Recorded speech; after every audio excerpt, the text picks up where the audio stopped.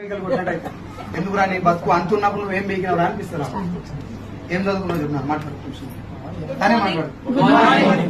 మనీషా, హైదరాబాద్ మాది. Degree student. నేను కూడా డిగ్రీ స్టూడెంట్ కూడా ఎంటర్ అయినా. ఫస్ట్ నేను వచ్చిన ఓన్లీ హెల్త్ పర్పస్ వచ్చిన.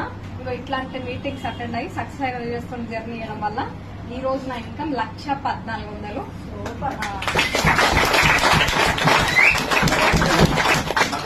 మామూలుగా జనరల్ గా లేడీస్ కు ఫాదర్ అంటే బాగా ఇష్టం ఉంటుంది, అవునా కదా? జెంట్స్ కూడా చాలా మంది ఉంటారు, బట్ లేడీస్ ఫాదర్ తోటి ఎక్కువ కనెక్షన్ లో ఉంటారు.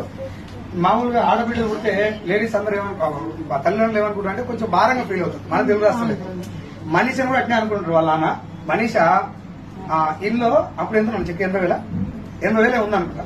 వాళ్ళ నాన్న మ్యారేజ్ డే రోజు బర్త్డే రోజు నాకు వెళ్ళదు తులంన్నర పెట్టి చైన్ తీసుకుపోయి వాళ్ళ ఆయనకి ఇచ్చింది. మేడకి రివర్స్. నాకు చాలా హ్యాపీగా అనిపిస్తుంది. నేను ఎట్లా ముందుకు పోయి భోజనికి వెళ్ళి మొత్తానికి